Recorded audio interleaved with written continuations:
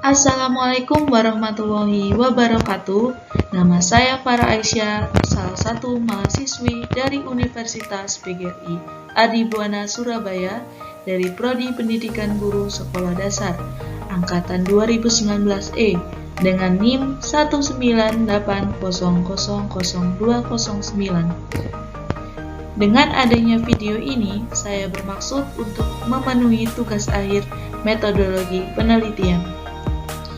Di sini, saya akan mempresentasikan hasil dari proposal skripsi saya yang berjudul Pengaruh Pola Asuh Permisif Orang Tua Terhadap Kemajuan Prestasi Belajar Siswa Kelas 1 SDN Sambikrab 1 Surabaya pada masa pandemi. Selanjutnya, kita akan bahas mengenai bab 1 pendahuluan yang terdiri dari latar belakang, rumusan masalah, tujuan penelitian, dan manfaat penelitian. Berdasarkan hasil observasi di lapangan di SDN Sambikrab 1 Surabaya pada masa pandemi, terjadi rendahnya tingkat prestasi belajar siswa di rumah secara daring. Salah satu penyebabnya tak lain terjadi karena pengaruh pola asuh permisif orang tua terhadap siswa di SDN Sambikrab 1 Surabaya. Pada masa pandemi, banyak orang tua yang kurang memperhatikan anak-anaknya. Terlebih lagi, banyak orang tua yang bekerja, sehingga enggan untuk memberikan pelayanan yang baik bagi anak-anaknya. Terjadi banyak penurunan prestasi belajar siswa karena pola asuh permisif orang tua saat ini. Pada pola asuh permisif orang tua, lebih membebaskan anak-anak untuk meraih prestasi belajarnya secara mandiri. Akan tetapi, pada pola asuh permisif ini, orang tua tidak berperan dan memberikan suatu masukan kepada anak-anaknya, sehingga banyak anak yang bebas melakukan hal apa saja tanpa pantauan terhadap orang tuanya. Pola asuh merupakan sebuah pengaruh positif bagi anak yang dapat ditempuh oleh orang tua dengan cara memberikan sebuah motivasi, serta memberikan pernyataan tanggung jawab terhadap anak dengan baik. Berikut adalah permasalahan yang dihadapi siswa SDN Sambikrab 1 Surabaya mengenai pola asuh permisif orang tua. Yang pertama, yaitu minimnya perhatian orang tua terhadap keseharian anak. Sebagian besar orang tua banyak yang lebih mementingkan kesenangannya daripada untuk meluangkan waktunya bersama anak-anaknya. Padahal, anak juga membutuhkan perhatian dari kedua orang tuanya, apalagi pada saat pandemi. Orang tua harus memberikan kenyamanan bagi anak-anaknya setiap harinya, berikan dukungan untuk anak dengan cara menemaninya belajar, menyelesaikan permasalahan, dan sebagainya.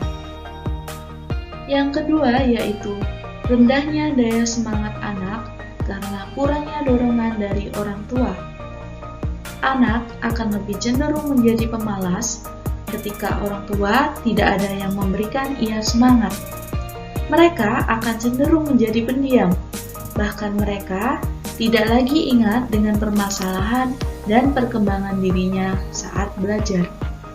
Yang ketiga yaitu penurunan prestasi belajar anak terhadap sekolahnya. Orang tua harus memperhatikan posisi anak-anaknya. Jika orang tua kurang peka terhadap anak-anaknya, maka yang akan terjadi adalah penurunan prestasi belajar anak.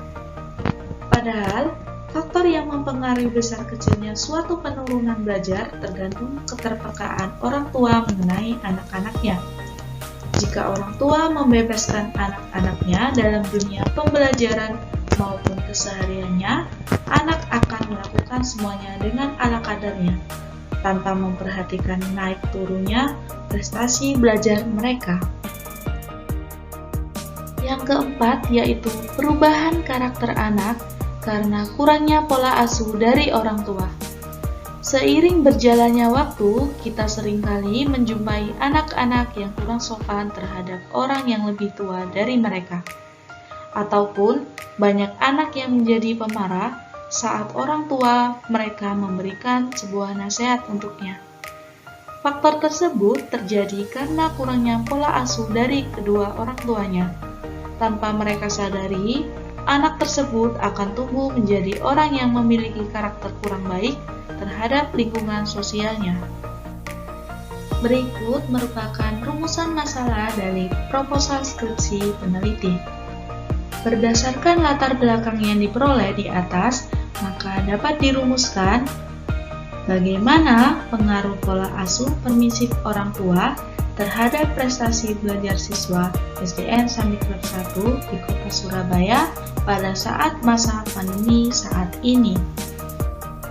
Tujuan penelitian.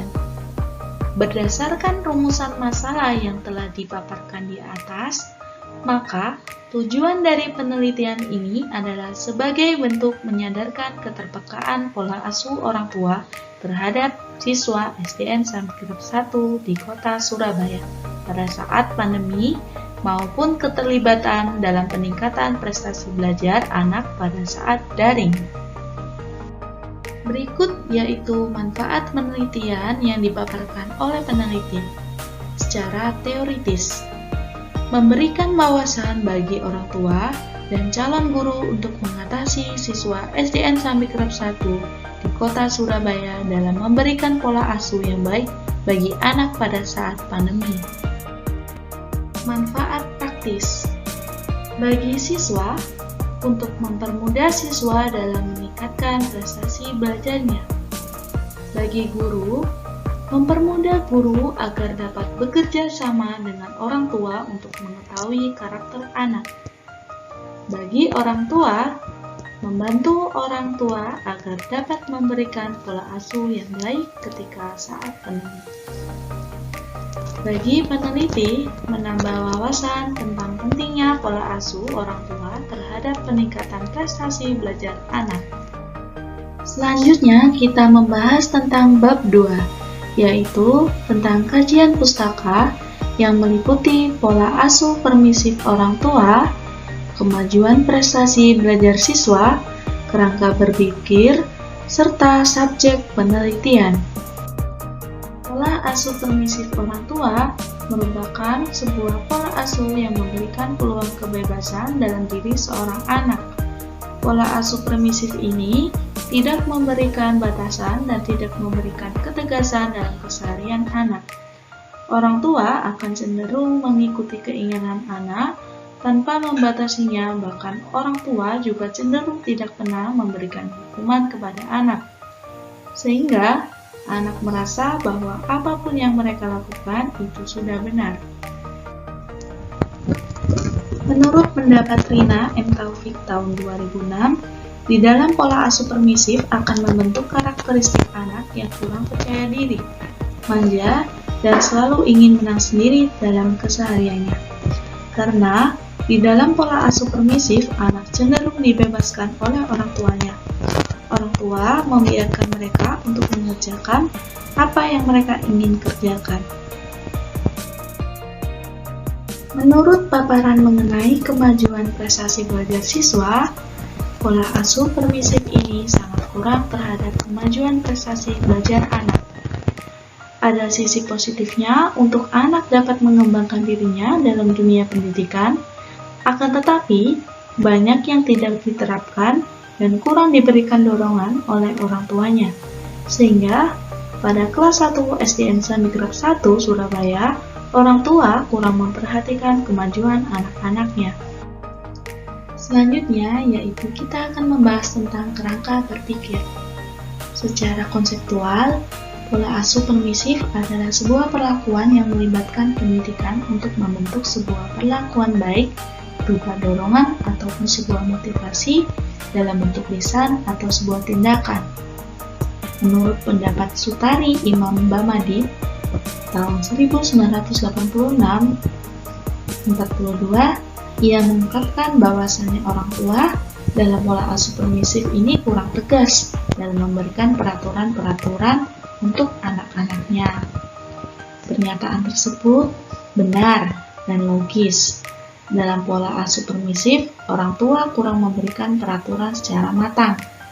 Sehingga anak pada pola asuh ini cenderung kurang memperhatikan secara menyeluruh oleh kedua orang tuanya.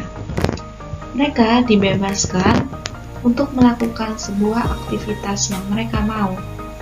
Segala bentuk permasalahan pada saat pandemi akan kurang maksimal jika hanya menggunakan pola asuh permisif. Akan ada baiknya jika menggunakan pola asuh yang lainnya sebagai penopang dalam memberikan arahan dan memberikan dorongan yang baik dengan anak. Sebab, interaksi antara anak dengan orang tua sangatlah berpengaruh dalam kehidupan anak.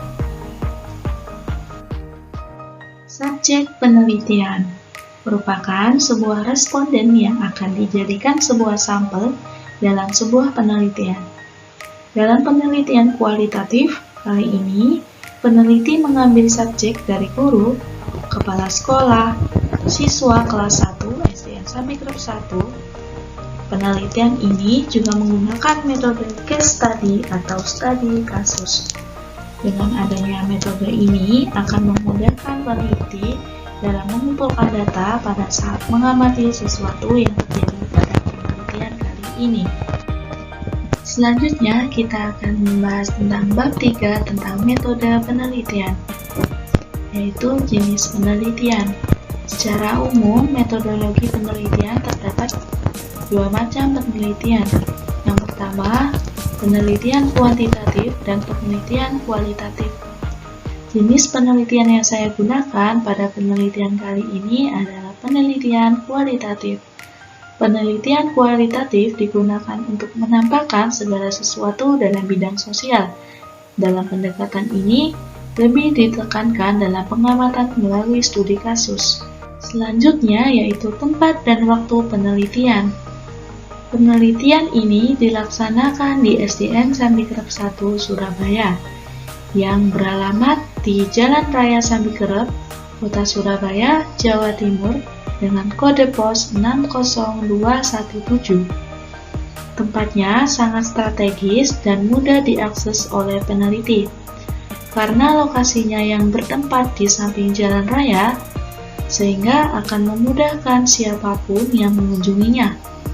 Penelitian ini dilaksanakan pada bulan Maret sampai dengan bulan April pada 2021.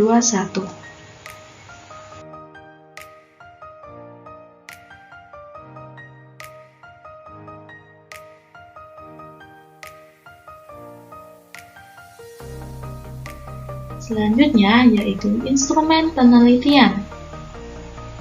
Dengan adanya instrumen ini, peneliti akan memperoleh data. Terdapat dua faktor untuk mempertimbangkan sebuah instrumen penelitian kali ini, yaitu terdapat dua faktor, faktor internal dan faktor eksternal. Di dalam masing-masing siswa akan ada faktor yang mempengaruhinya, baik dari orang tua maupun lingkungan keluarganya.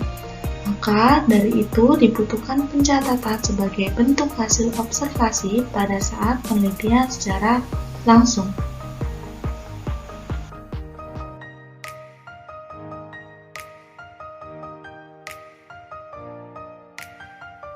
Selanjutnya yaitu teknik analisis data. Teknik analisis data digunakan untuk mengelola serta menyusun data-data yang telah diperoleh peneliti dalam mengumpulkan data. Dalam teknik analisis data akan memudahkan peneliti dalam membuat kesimpulan serta mendeskripsikan semuanya agar orang lain dapat memahami isi dari penelitian ini dengan mudah. Analisis data pada penelitian ini adalah sebagai berikut. 1. Reduksi data atau data reduction. Sebuah data yang diperoleh melalui sebuah penelitian di lapangan yang harus dirinci dan difokuskan pada sesuatu yang penting. Mereduksi data berarti merangkum serta memilih data yang penting-penting. 2. Penyajian data atau data display. Setelah melakukan reduksi data, penelitian kualitatif menyajikan sebuah data yang berbentuk uraian sejenis flowchart, bagan, dan sebagainya. Yang ketiga, penarikan kesimpulan atau conclusion drawing. Pada penarikan kesimpulan, peneliti membuat data berdasarkan kategori, adapun langkah-langkahnya yaitu sebagai berikut. Peneliti mengumpulkan data dari observasi, wawancara, dan dokumentasi dari sumber yang terpercaya. Peneliti kemudian membuat sajian data dan mereduksi data yang penting. Peneliti menganalisis hasil dari reduksi data dan sajian data untuk ditarik kesimpulan.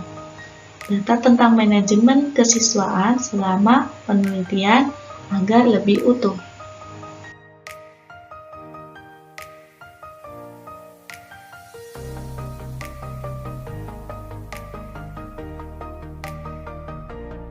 Sekian presentasi yang saya sampaikan. Mohon maaf jika ada kekurangan. Saya akhiri. Wassalamualaikum warahmatullahi wabarakatuh.